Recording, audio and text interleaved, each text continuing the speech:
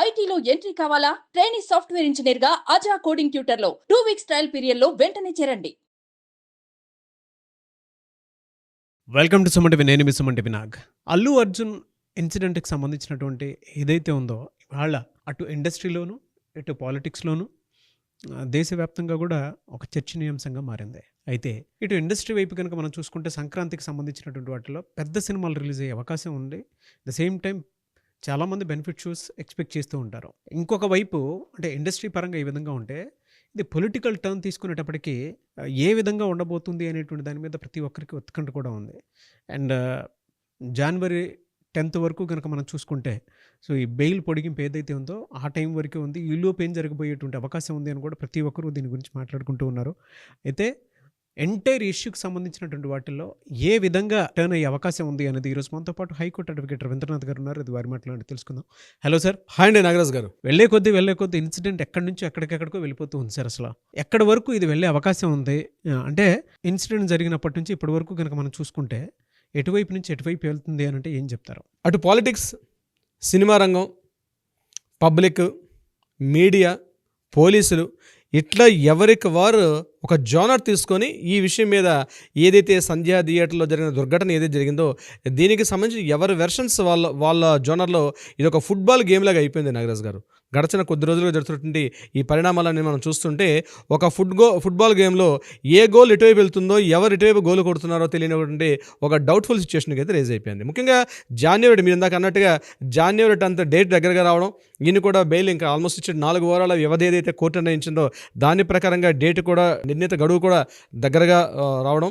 At the same time ఇక్కడ కంప్లీట్గా police ఇది ఒక ప్రెస్టేజ్గా తీసుకొని మా మీద మీరంటారంటే ఆ సినిమా యొక్క వృత్తాంతం మీద కూడా సినిమాల కాస్త పోలీసు వ్యవస్థని ముఖ్యంగా పోలీసు అధికారిని ఎంత నీచంగా చూపించాలనే విషయం మీద ఆ సంఘటనని చెప్తూ అట్ ద సేమ్ టైం ఈయన చేసినటువంటి ప్రెస్ మీట్ కూడా పోలీసులు ఒక డిఫెన్స్లోకి వెళ్ళిపోయి పోలీసులు మేమేం తక్కువ మేము తగ్గేదిలే అన్నట్టు పోలీసులు కూడా దాన్ని ఒక ప్రెస్టేజ్గా తీసుకోవడం. రీసెంట్గా సివి ఆనంద్ గారు పాపం అటు తెలియకుండా సివి ఆనంద్ గారు నేషనల్ మీడియా మీద చేసినటువంటి వ్యాఖ్యల మీద కాసేపు నేషనల్ మీడియా కూడా కాస్త సీరియస్ అవ్వడం, ఇమీడియట్గా ఆయన మరలా వచ్చి క్షమాపణ చెప్పడం, ఇవన్నీ టోటల్ ఎంటైర్ వ్యవస్థ మొత్తం కూడా పుష్ప పుణ్యమా అని చెప్పి అన్ని వ్యవస్థలకు మరి ఇంకేమీ పని పాటు లేనట్టుగా పూర్తిగా అందరూ పుష్ప అల్లు అర్జున్ ఈ విషయం మీద తీసుకోవడం. దీంట్లో రేవంత్ రెడ్డి గారు చేసింది కూడా ఒక విధంగా కరెక్ట్ అయింది కాదేమో అని అనిపిస్తుంది కూడా ఉంది. ఎందుకంటే ఒక ప్రధాన రాజకీయ పార్టీగా ఉంటూ ఒక రాష్ట్రంలో ప్రధాన రాజకీయ party, at the same time అధికార party, at the same time ఒక చీఫ్ మినిస్టర్ హోదాలో ఒక చిన్న ఇష్యూ జరిగింది. చిన్న ఇష్యూనే ఇది. పోలీస్ వ్యవస్థ ఉంది, మిగిలిన వ్యవస్థలు ఎన్నో పనిచేస్తున్నాయి. దీన్ని అంత గంట సేపు మాట్లాడాల్సిన అవసరం రేవంత్ రెడ్డి గారికి ఉందా అని కూడా అనిపిస్తోంది. ఎందుకంటే వ్యవస్థను డిస్టర్బ్ చేశారు. అల్లు అర్జున్ గారు థియేటర్ రావడం, సినిమా సంధ్యా థియేటర్లో ఒక సంఘటన జరిగింది. ఒక అమాయకురాలు ప్రాణం బలైపోయింది. ఒక వ్యక్తి ఈరోజు అక్కడ ఒక చిన్న బాబుకు 9 సంవత్సరాల బాబు ఈరోజు అసలు ప్రాణాపాయ స్థితిలో ఉన్నాడు. ఈ విషయాన్ని పూర్తిగా తప్పుదో పట్టించేశారు. ఈరోజు సంఘటన అంతా కూడా అల్లు అర్జున్ వర్సెస్ పోలీసులు, Allu Arjun versus politicians, Allu Arjun versus cinema రంగం ఇది మాట్లాడుకుంటున్నారు తప్ప సంధ్యా థియేటర్లో జరిగిన సంఘటన, ఆ బాబు విషయం ఏంటి, ఆ తల్లి పరిస్థితి, దీని గురించి మాట్లాడుకుంటారంటే ఇవన్నీ వదిలేశారు. పూర్తిగా ఇష్యూ మొత్తం కూడా టర్న్ అయిపోయింది. ఇది ఈ కారణం రేవంత్ రెడ్డి గారు ఆ రోజు అసెంబ్లీలో మాట్లాడమే కారణం. ఎందుకంటే ఒక రాజకీయ నాయకుడిగా ఉండి ఒక వ్యవస్థని ఈరోజు ప్రభుత్వ వ్యవస్థ నడిపించాల్సిన వ్యవస్థ ఈరోజు వ్యవస్థ తప్పుదో పట్టడానికి ఈరోజు ముఖ్యమంత్రి గారు చేసిన వ్యాఖ్యలు నిజంగా ఇది మొదట్లో కేటీఆర్ గారు మాట్లాడారు కాబట్టి అంటే ఇది బీఆర్ఎస్ పార్టీలో కేటీఆర్ గారు మాట్లాడిన తర్వాత దీన్ని ప్రెస్టేజ్గా తీసుకొని ముఖ్యమంత్రి గారు మాట్లాడుతున్నారంటే ఈ స్థితి వస్తుంది తెలియదు ముఖ్యమంత్రి గారు తెలీదా? ఒక రాష్ట్రానికి అధినేతగా ఉంటూ ఒక రాష్ట్ర వ్యవస్థల్ని కంట్రోల్ చేసిన వ్యక్తి ఈరోజు ఇన్ని వ్యవస్థలు కన్ఫ్యూజ్గా అయిపోవడానికి కారణం ముఖ్యమంత్రి గారు కాదంటారా? నేను డెఫినెట్గా మాట్లాడతాను, ముఖ్యమంత్రి గారినే నేను మాట్లాడాల్సి వస్తుంది. ఎందుకంటే ఇంత చిన్న గడిచిన 5 రోజులుగా మరి ఇంకొక సివి ఆనంద్ గారు అంటే ఒక రాష్ట్రంలో కమిషనర్లు, ఏసీపీలు, డీసీపీలు, డిఐజీలు, ఇంత వ్యవస్థ పోలీసు వ్యవస్థ అంతా కూడా పూర్తిగా అల్లు అర్జున్ గారి వ్యవస్థను మాట్లాడుకోవాల్సిన అవసరం ఉందంటారా? ఇంకే రాష్ట్రంలో ఇంకే సమస్యలు లేవా? అంటే ఏ టాపిక్ని డైవర్ట్ చేయడం కోసం చెప్పి ముఖ్యమంత్రి తన ఎజెండా దీని వైపు తీసుకొచ్చారు. అది కూడా మనం తెలుసుకోవాల్సిన అవసరం కూడా ఉంది నాగరాజు గారు. అంటే ఈ రోజు రాష్ట్రంలో ఎన్నో సమస్యలు ఉన్నాయి. హైడ్రా ఉంది, తాగునీటి సమస్యలు, రకరకాల 100,000 సమస్యలతోటి రాష్ట్రం కట్టుమిట్టాడుతుంది. అటువంటి సమస్యల్ని పక్కన పెట్టేసి గంట సేపు అక్బరుద్దీన్ ఓవైసీ అనేటువంటి వ్యక్తితోటి ఆయనతో చెప్పించి క్వశ్చన్ అవర్లో ప్రశ్నోత్తరాల సమయంలో క్వశ్చన్ తీసుకొని ఆ క్వశ్చన్ ద్వారా ఆన్సర్ చెప్తున్నట్టుగా గంట సేపు సభా సమయాన్ని వృధా చేసినట్టుగా నిజంగా ఆయన మీద యాక్షన్ తీసుకోవాల్సిన అవసరం ఉంది. నిజంగా సభాపతి లోక్సభ స్పీకర్ ఎవరైతే ఉన్నారో ఈరోజు ఆయన ఆయన మీద ఒక ఎజెండా తీసుకొని మాట్లాడాల్సిన అవసరం ఉంది. రాష్ట్రంలో ఈరోజు ఇంత కన్ఫ్యూజ్, మీడియా మొత్తం మరొక మాట లేదు. నేషనల్ మీడియాని అలా ఇప్పుడు ఎవరు జోనర్లో వాళ్ళు మాట్లాడుకుంటున్నారు. నేషనల్ మీడియా డిస్టర్బెన్స్ వెళ్ళింది, స్టేట్ మీడియా డిస్టర్బెన్స్కి వెళ్ళిపోయింది. పొలిటీషియన్స్ ఎవరండి ఆవిడ? ఎందుకంటే సీతక్క గారు మాట్లాడాల్సిన అవసరం ఏంది? ఒక సినిమా ఎలా తీయాలి ఆవిడ చెప్పడానికి అవసరం ఏంది? ఒక సినిమా ఇట్స్ వ్యాపారం. ఆవిడ సినిమాలు ఈ రకంగా ఉంది, ఇలా తీయకూడదు, ఇలాంటి సినిమాలకి నేషనల్ అవార్డు ఇవ్వడం కరెక్టా కాదా?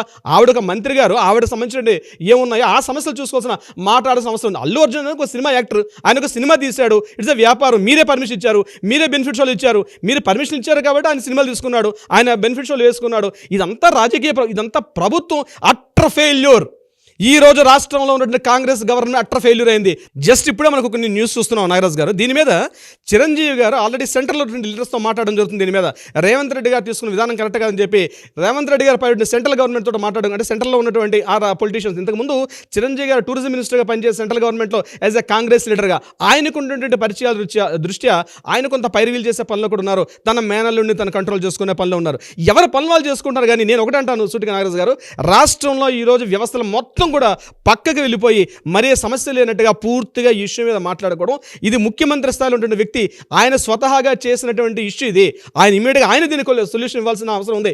ముఖ్యమంత్రి గారు దీనికి రేజ్ చేశారు, దీనికి కోర్టులో ఉన్నాయి, ఇది కోర్టు పరిధిలో విషయం. ఇది కోర్టు పరిధిలో కోర్టు ఎలా ఉందో, లీగల్గా చట్టాలు అధికారులు ఎలా ఉన్నాయి అవి చూసుకుంటారు. లాండ్ ఆర్డర్ ఉంది, లాండ్ ఆర్డర్ చూసుకుంటారు. దీనికి ఇప్పుడు ఆ పరిస్థితి ఏంటి, శ్రీతేజన్ అబ్బాయి పరిస్థితి ఎలా ఉందని ఆ విషయం పట్టించుకోవడం మానేసి పూర్తిగా లాండ్ ఆర్డర్ విషయం అంతా కూడా పక్కన పడేసి ఏసీపీలు డీసీపీలు మాట్లాడుకునే విధానం కరెక్ట్ కాదు. ఇంకొకటి, ఇప్పుడు మనకి ఇంకో విషయం తెలుస్తుంది, సెంట్రల్ గవర్నమెంట్తో ఉన్నటువంటి పరిచయాల దృష్ట్యా చిరంజీవి గారు తీసుకొస్తున్నారు. దీని మీద వీళ్ళు ఇమీడియట్గా యాక్షన్స్ ఉన్నాయి. రేపు కమింగ్ సినిమాలు ఉన్నాయి, పెద్ద బాలకృష్ణ గారి సినిమా, వెంకటేష్ గారి సినిమా, ముఖ్యంగా రామ్ చరణ్ గారి సినిమా, ఈ పెద్ద సినిమాలు సంక్రాంతికి వస్తున్నాయి. ఇటువంటి సినిమాలు ఇట్స్ పూర్తి వ్యాపారం. ఈ వ్యాపారంలో ఎవరి జోనర్లో వాళ్ళు చూసుకుంటున్నారు. ఇదేదో ప్రజా సమస్య అయినట్టుగా రేవంత్ రెడ్డి గారు ఈరోజు అసెంబ్లీలో మాట్లాడి మొత్తం వ్యవస్థను పూర్తిగా కెలికేసి వదిలేశారు. పూర్తిగా అంటే రచ్చ చేసేశారు. ఒక ముఖ్యమంత్రి స్థాయిలో ఉన్నటువంటి ఒక వ్యక్తి ఇది చేయడం ఎంతవరకు సబబు? ప్రశ్నించే వాళ్ళు లేరు రాష్ట్రంలో. మీడియాని కన్ఫ్యూజ్ చేసేసి, మీడియాని పూర్తిగా పొలిటీషియన్స్ని, రాజకీయ నాయకులు ఈ సినిమా గురించి మాట్లాడాల్సిన అవసరం ఉంది. ఒక సినిమా వచ్చింది, సినిమాలు పోతూ ఉంటాయి. ప్రతి 10 ఏళ్ళకు నెల వరకు ఒక సినిమా వస్తుంది, సినిమా పోతుంటుంది.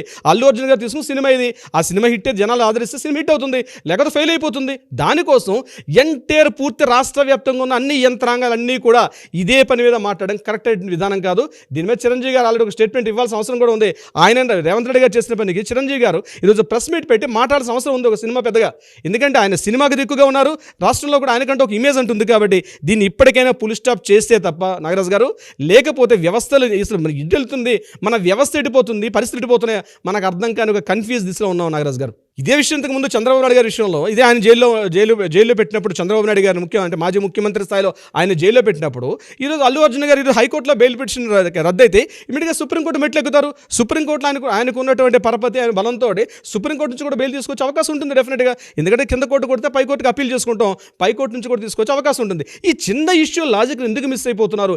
ఎవరు ఈగోస్ విషయం మీద దీన్ని ఇంత రచ్చ చేస్తున్నారో అర్థం కాని పరిస్థితిలో ఉంది పూర్తిగా ఈరోజు తెలంగాణ రాష్ట్ర ప్రభుత్వం నాగరాజ్ గారు.